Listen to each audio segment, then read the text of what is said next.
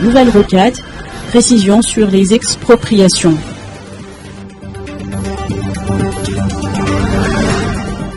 Les travaux de construction de la rocade Est-Nord-Est reliant Amournakoun à Djanbivav battent leur plein. À ce jour, près de 20% des travaux sont achevés, selon les précisions apportées ce matin par les différents responsables auprès du ministère de l'Aménagement du Territoire, de l'Habitat et des Travaux publics.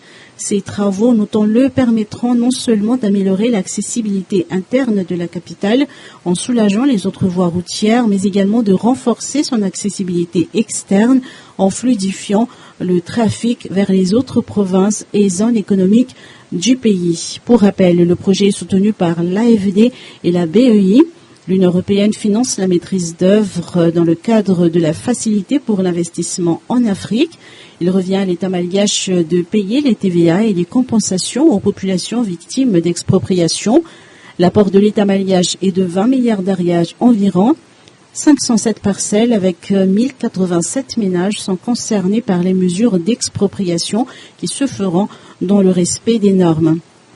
Le projet de construction de la rocade Nord, Nord-Est et Est est un grand projet réalisé avec l'appui de nos partenaires techniques et financiers. Dans l'application et dans la réalisation de ce projet, l'État malgache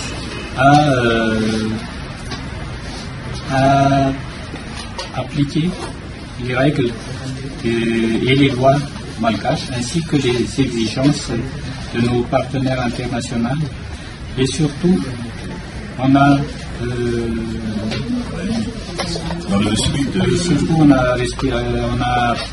appliqué le respect des droits de l'homme surtout dans les processus d'expropriation et d'expulsion.